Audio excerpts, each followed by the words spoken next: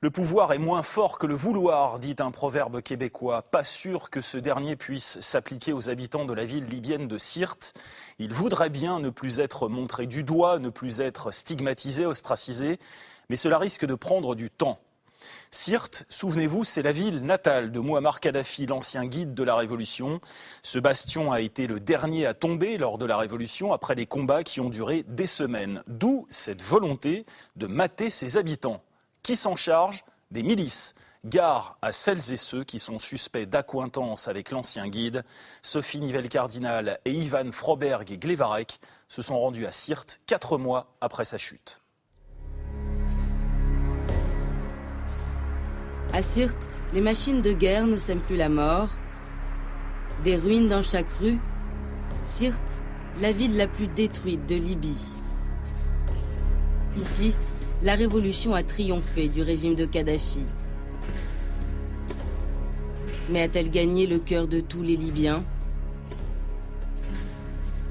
Dans la ville natale de Kadhafi, comme dans toute la Libye, les drapeaux tricolores de la révolution flottent sur les toits. Mais là, sur des portes, des rubans verts. Le vert, la couleur du régime déchu. Un signe de défi au nouveau maître du pays. À Sirte, la peur a changé de camp. Si les révolutionnaires me voient, je vais avoir des problèmes. Tu peux pas me filmer. Il ne faut pas qu'ils me voient. Regarde, Mouammar pour toujours. Dieu, Kadhafi et la Libye pour toujours. À Sirte, la loyauté envers Kadhafi est toujours vivace. Alors pour les Libyens, même victorieux, entrer à Sirte reste un peu effrayant. Basset Bibas arrive de Tripoli. C'est un révolutionnaire de la première heure. Il s'est battu ici, il a été blessé. Il revient à Sirte pour la première fois après les combats. C'était comme une ville fantôme. Il y a eu les derniers combats, juste ici. Là, on a été pris entre deux feux. On était coincés, il y avait des snipers de tous les côtés. Un de nous a reçu une balle ici. Là, il y en a un qui est mort. Vous voyez comment tout est abîmé? Ça tirait de partout, partout. Le but ici, ce n'était pas de détruire la ville. Ce n'était pas de se battre contre les gens de Sirte. On est venu pour les aider, pour les libérer. Pas pour tout détruire. Sinon, moi, je ne serais jamais revenu ici. Aujourd'hui, la vie quotidienne est redevenue l'ordinaire à Sirte. Quand la guerre est finie, la vie reprend ses droits au milieu des ruines. Il faut maintenant construire cette nouvelle Libye promise par la Révolution. Basset est architecte. Il vient aider les révolutionnaires de Sirte. Ces derniers veulent monter une station de radio dans ce bâtiment. Une ancienne banque. Basset, l'ancien combattant, met bénévolement ses compétences à leur service. Une radio, il vient tout juste d'en monter une dans son quartier à Tripoli.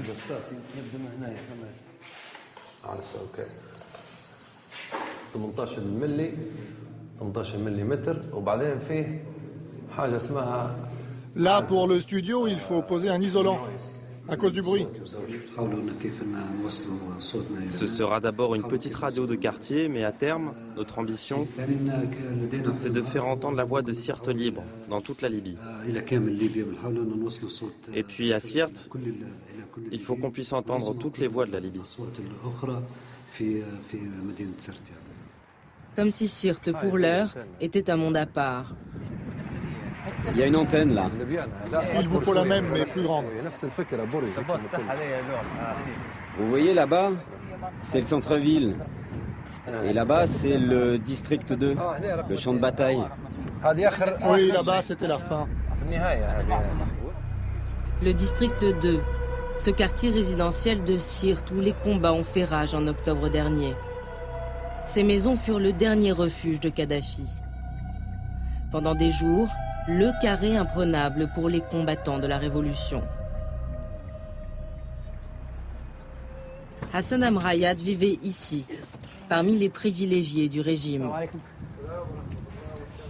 Avec les siens, ce professeur d'université a fui les combats. Aujourd'hui, leur vie est sauve, mais depuis leur retour, Hassan et son beau-père pleurent leur maison, une maison ravagée par des tirs d'artillerie.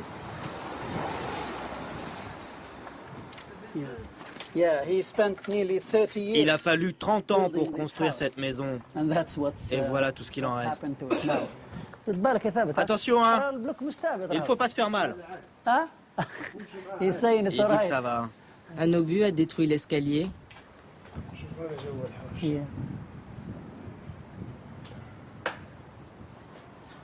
De la vie d'avant, tout a disparu.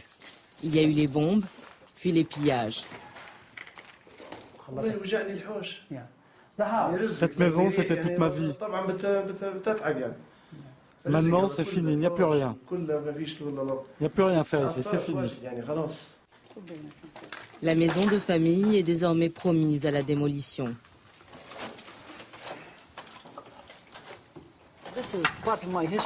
J'ai passé une partie de ma vie ici. J'avais l'habitude de venir avec ma femme et mes enfants. C'est là que toute la famille se réunissait pour les fêtes. Tout ça, ça fait partie de moi. Je ne pourrai jamais l'oublier. Chaque recoin de cette maison m'évoque quelque chose. Par exemple, ces fauteuils que vous voyez là, je m'y assieds tout le temps. Moi, les enfants, la famille, on mangeait là. Les enfants jouaient dans cette cour. Visite surprise, à la porte, la voisine qui a entendu du bruit les attend. Depuis des semaines, ils ne se sont pas revus. C'est terrible. Ça va aller, ne t'inquiète pas, ça va aller. Dieu nous protège. Terrible. Ça va aller, ça va aller. Ne t'inquiète pas. Dieu nous protège. C'est terrible, c'est terrible. Avant, on vivait comme une grande famille, tous ensemble. Maintenant, c'est fini tout ça. Maintenant, chacun est parti vivre de son côté. Qu'est-ce qui s'est passé? Pourquoi on s'est détruit entre Arabes? C'est la première fois qu'on s'entretue comme ça, nous, les Libyens. Et on les a aidés en envoyant des avions nous bombarder. Pourquoi? On était tous ensemble avant. On ne faisait qu'un. On est tous frères, tous musulmans, et on s'est entretués. On n'a pas le droit, c'est péché. Près de 5000 maisons à Sirte ont connu le même sort. À quelques rues de là, le quartier Dolar n'est plus que l'ombre de lui-même. Autrefois, les voitures de luxe paradaient dans ces rues. Ici vivaient les membres du clan Kadhafi. Rares sont les familles qui sont revenues. Elles tentent de faire oublier leurs anciens privilèges. Ils disent que Kadhafi nous a tout donné, de l'argent, des voitures, des maisons, tout. Mais nous, on a tout payé avec notre argent. Qu'est-ce qu'il a fait, Kadhafi, pour nous? Il ne nous a rien donné du tout. De la splendeur passée, il reste les façades. À l'intérieur, tout est détruit. Bombardement ou incendie volontaire, impossible à savoir. La Libye est libre. La Révolution française. Ils ont écrit ça partout. Nous, on ne va pas y toucher. Ils n'ont qu'à en faire un musée. Et après, ils disent que c'est la France et l'Amérique qui ont fait ça.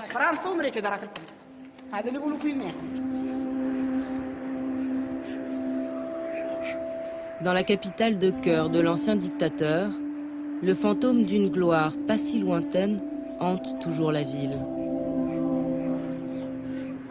Le seul hôtel en activité affiche encore la couleur, celle du passé. Le vert illumine encore les nuits de Sirte.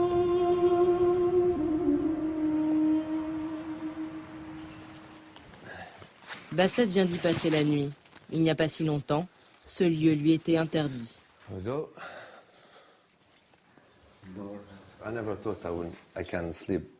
Jamais je n'aurais pensé dormir dans cet hôtel. Jamais. Moi ou tous les autres. C'était réservé à Kadhafi, à ses invités, aux gens importants. Je pensais que c'était vraiment quelque chose, mais en fait, il n'y a rien d'extraordinaire. On avait dans l'idée qu'il y avait de l'or ici, ou quelque chose comme ça. Forcément, quand on n'a pas accès aux choses, ça prend une autre dimension. Fin du voyage pour Bassett. Ces 24 heures à Sirte feront-elles vraiment oublier à l'ancien combattant l'écho impitoyable de la guerre? En octobre, les premiers combats de rue sur le front de l'Ouest ont eu lieu ici, dans l'enceinte de cet hôtel. Un souvenir douloureux pour l'architecte, il a été blessé à cet endroit. On leur tirait dessus d'ici, on voulait les débusquer de là-bas. Nous, on leur faisait face, et puis une roquette est arrivée de l'autre côté. Enfin, je crois. Vous avez donc été blessé ici? C'est ça. Mais tout va bien, grâce à Dieu.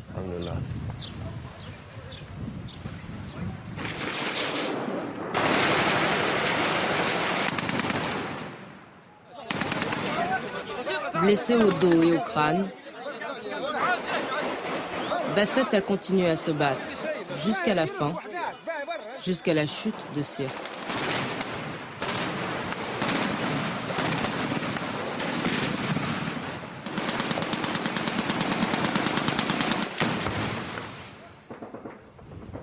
Au cœur de l'ultime bataille à Sirte, l'hôpital de la ville. Pour les révolutionnaires, il était le centre de commandement des troupes de Kadhafi. Le 9 octobre, ils lancent l'assaut. Ils y trouvent les blessés de l'ennemi. Dans le chaos, Cristina Cruz tente de se rendre utile. Cette infirmière philippine n'a pas quitté son poste de toute la guerre. Il faut bien soigner ceux qui souffrent. 4 mois plus tard, nous avons retrouvé Cristina. Elle vit toujours à Sirte. Son statut d'infirmière étrangère lui garantit une certaine tranquillité. Pendant les combats, elle a soigné les loyalistes comme les révolutionnaires. Elle vit toujours dans un appartement de fonction payé par l'hôpital, avec 2 autres Philippines, infirmières elles aussi. Peu de sorties, la vie se résume au travail. C'est pour ça qu'elles sont venues en Libye. Et malgré la révolution, le quotidien n'a pas changé. Nous, on se contente d'une vie simple. Sirte est une ville très tranquille. C'est parfois difficile de se lier avec les gens d'ici. Parce que, vous savez, pour la plupart, ils appartiennent à la famille du guide. Donc, ils ont une certaine fierté. Et parfois, ils ne se conduisent pas très bien avec les étrangers. Cristina est arrivée de Manille il y a 19 ans. Et pour l'instant, aucune intention de quitter la Libye. À l'hôpital, il y a toujours beaucoup de travail, car la guerre fait encore des victimes. Quelques jours auparavant, ce garçon de 15 ans jouait dans les rues de Sirte. Une roquette encore chargée lui a fracturé tous les os de la main. Tu peux bouger ce doigt? Oui, celui-là, un petit peu. Mais pas celui-là, ni celui-là. Et les autres, tu peux les bouger? Oui. La direction de l'hôpital est désormais entre les mains des révolutionnaires, mais le personnel qui travaillait ici sous le régime de Kadhafi est toujours là. Les étrangers comme Cristina n'ont pas été inquiétés. Pour les médecins libyens, la donne n'est pas la même. Comme pour ce chirurgien qui n'ose plus quitter la ville par peur de représailles. Personne n'est parti. Oui, c'est ça. Donc il n'y a pas de nouveau docteur. Le docteur Hachem, lui, il vient de Tripoli. Il a travaillé ici pendant la guerre, puis il a accompagné des patients en octobre. Depuis, il est revenu. Maintenant, il fait partie du personnel de l'hôpital.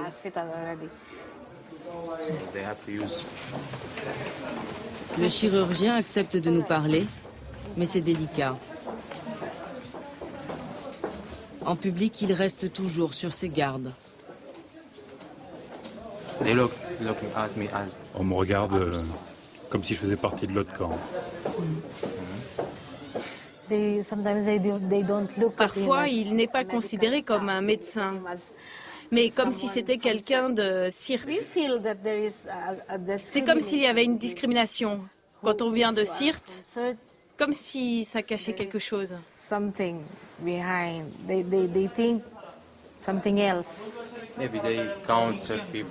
Peut-être que les gens sont considérés comme des partisans de l'ancien régime. Ils ont l'air verts. Vert, la couleur fatale. Le jeune chirurgien n'en dira pas plus.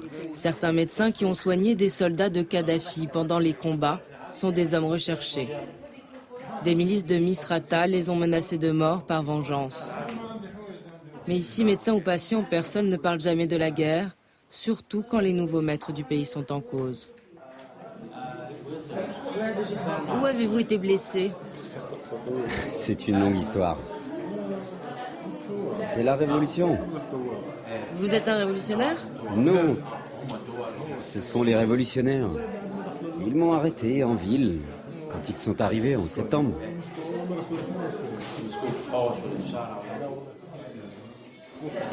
Est-ce que vous avez subi des tortures? Il y a eu des coups et des insultes. Je me suis dit que c'était normal, que ça allait passer. Et puis après, ils m'ont emmené à Benghazi. Dans la voiture, ils m'ont tiré une balle dans la jambe. Mais ça va. Ça a touché le muscle, mais pas l'os. Ensuite, je suis resté des mois à l'hôpital de Benghazi.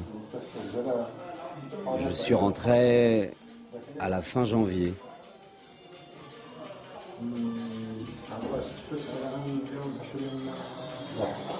Et aujourd'hui à Sirte, quand vous voyez les révolutionnaires? J'ai peur.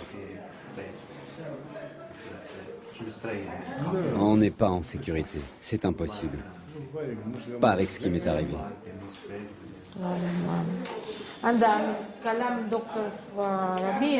Sa plaie au genou s'est remise à saigner.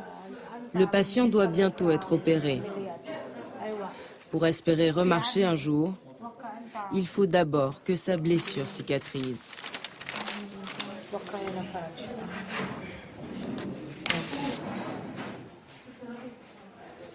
Au détour d'un couloir, des hommes en habits militaires, une milice révolutionnaire, celle des martyrs de Sirte, ils disent assurer la sécurité de l'hôpital.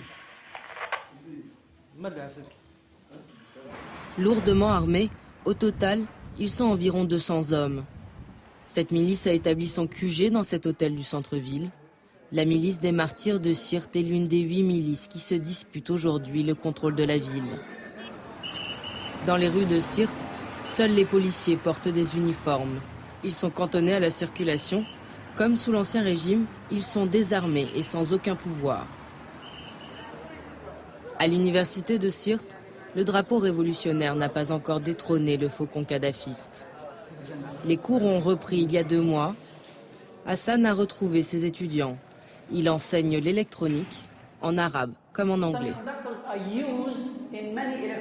L'Ancien Régime lui a financé toutes ses études et même des séjours à l'étranger pour rédiger sa thèse. Moi, personnellement, le régime précédent ne m'a jamais fait de mal. Au contraire, j'ai eu la chance d'étudier à l'étranger. Le gouvernement a payé tous mes frais. Donc j'ai beaucoup de gratitude à cet égard. Est-ce que vous êtes nostalgique de l'Ancien Régime?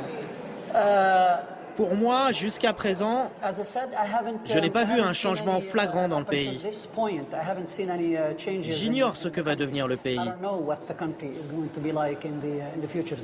C'est très très difficile à dire.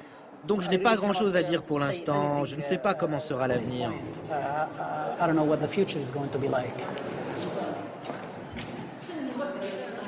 En public, le professeur ne cesse de se dérober dès qu'il est question des nouveaux maîtres du pays. Il nous quitte rapidement, comme s'il était sous surveillance. Quelques instants plus tard, nous filmons à l'entrée de l'université. Quand des hommes entrent, nous sommes de les suivre. La cassette. Votre cassette, s'il vous plaît. Vous nous donnez votre cassette. On a l'autorisation du président de l'université pour filmer. Ce n'est pas lui de décider. On va le lui rappeler. Le président de l'université ne peut décider que pour lui, c'est tout. Vous ne pouvez pas filmer les femmes, c'est comme ça. C'est nous qui sommes responsables, nous sommes les gardiens chargés de les protéger à l'université. Nous continuons à filmer. À l'insu des miliciens, nous rencontrons des étudiantes terrorisées. C'est comme si on était en prison. Vous n'êtes pas libre de vos mouvements, vous ne pouvez pas vous en aller? On n'est pas libre. Moi, tous les jours, j'ai peur de venir ici à cause d'eux. Vous pensez qu'ils peuvent s'en prendre à vous? J'en sais rien. Eux, ils sont armés et moi, personne ne peut me protéger comme avant. La police, c'est plus comme avant. Nous ne sommes pas en sécurité. Maintenant, n'importe qui peut venir ici faire sa loi s'il a une arme, comme eux. Parce que nous, on n'a pas d'armes pour nous protéger et les faire partir. Ici, on était les derniers à soutenir Kadhafi. Voilà pourquoi ils sont tous là. Qui sont ces hommes qui font la loi à l'université? Une milice islamiste baptisée la Brigade de la sécurité de Sirte. Cette milice tient aussi la prison de la ville. Elle rassemblerait plus de 800 hommes. Des hommes eux aussi lourdement armés. Officiellement, ils disent se contenter d'un travail de police. Le chef de la milice nous propose même une visite des lieux. Au sous-sol, dans les cellules, une vingtaine d'hommes retenus pour des délits de droit commun, nous dit-il. Vol, drogue, alcool. Vous voyez au fond les Corans. Ici, la seule loi, celle de l'islam. Ça, c'est de la théologie. Il n'y a qu'un seul Dieu, Allah et Mahomet, son prophète. Mais ce chef de milice, ancien ingénieur, règne ici en maître. Moi, peu m'importe qu'on soit de la famille de Kadhafi, ou Fergan, ou Husseini. Mon propre frère a même dormi ici, dans cette cellule. Ce qui m'intéresse, moi, c'est qu'on soit un bon musulman. Si certains consomment de la drogue ou de l'alcool, c'est notre devoir à nous de le remettre dans le droit chemin. Voilà ce qui importe. Une fois le milicien parti, certains prisonniers nous dressent furtivement un tableau bien plus noir. C'est pas bien. Il n'y a pas de respect. Pas de respect. Tiens, prends un cigarette. Oui, on me tue sinon. Ben Laden et eux, c'est pareil. Dans la prison, signe particulier, la salle d'interrogatoire jouxte l'infirmerie.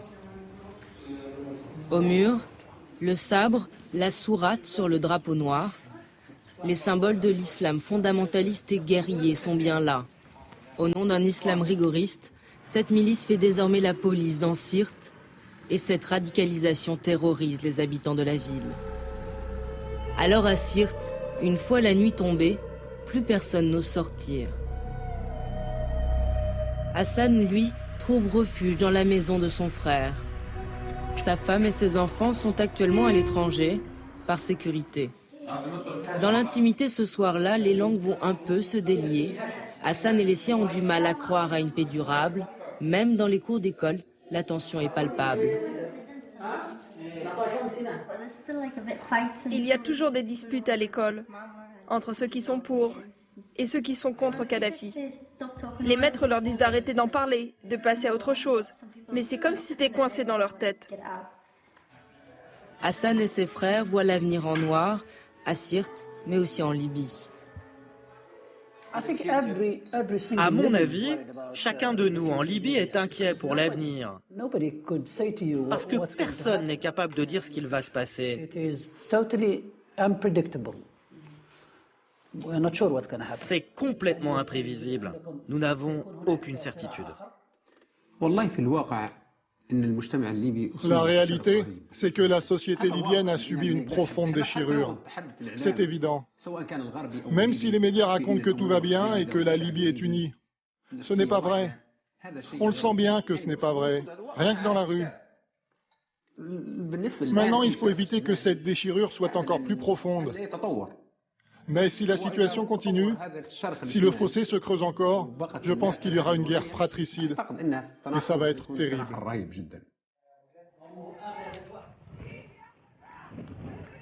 À Sirte, dans la tempête, quand il faut donner de la voix pour défendre la révolution, quand ailleurs, à Benghazi, à Tripoli, des milliers manifestent pour la Libye libre et unie, à Sirte, elles sont une poignée, dérisoires. Les Libyens de l'Est et de l'Ouest se sont battus ensemble. On s'est unis. Il ne faut pas se diviser maintenant. On a fait la révolution ensemble, on a fait tomber Kadhafi ensemble. Il faut rester unis. Combien de temps encore les incantations suffiront à préserver la nouvelle Libye? Cette impérieuse exigence de liberté, partie de Benghazi, et qui a gagné tout le pays en moins d'un an, tout ce qui fut l'âme de la révolution, n'est aujourd'hui à Sirte plus qu'un mirage.